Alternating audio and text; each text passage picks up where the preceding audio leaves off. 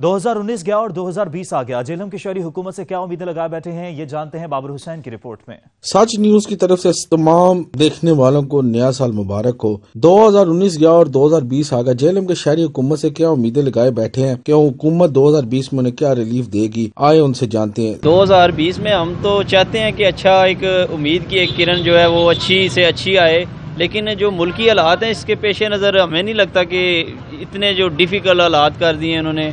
महंगाई है जो दिन ब दिन, डॉलर का रेट, हर चीज़ का रेट बढ़ गया है, उसकी वजह से आवाम पे बहुत ज़्यादा बर्डन है, जिसकी वजह से मेरे ख्याल में तो इसको जो है कंट्रोल करना या इसको बैकअप पे लाना बड़ा मुश्किल सा काम है। हमारे इस्लाम में है कि हर आने वाले वक्त को आपको अच्छा सोचना चाहिए, और हम भी चाहते हैं कि आने वाला वक्त हमारे पाकिस्तान के लिए सुबह रोशन हो, अच्छी चीज़ की उम्मीद लेके आए, और हम चाहते हैं कि पाकिस्तान रोज़ बरोज़ तरक्की करे।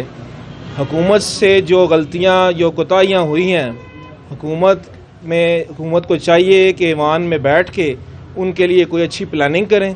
2019 में तो नहायत नाकस हुआ, तो बेहतर हम अब ये चाहते हैं कि 2020 में अच्छी कारकर्दगी दे हुकूमत। लेकिन जी हमारा जो 2019 गुजरा है उसमें तो हमारी कोई भी इनसे कोई भी तवक्को नहीं है, कोई भी उम्मीदें नहीं है। ठीक है, नेक्स्ट साल भी बड़े बड़े दावे किए जा रहे हैं, लेकिन हमें नहीं महसूस होता कि हमारे लिए कोई रिलीफ मिले आवाम के लिए। कुछ महंगाई पे जोर है, कोई कमी पेशी नहीं हुई।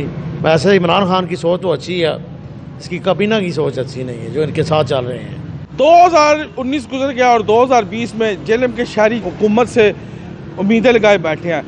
जेलम के शहरियों का मिला जुला रुझान है कि आने वाले 2020 में हुकूमत की कारकर्दगी अच्छी होगी। कैमरामैन हसनैन अली के साथ बाबर हुसैन, सच न्यूज़ जेहलम।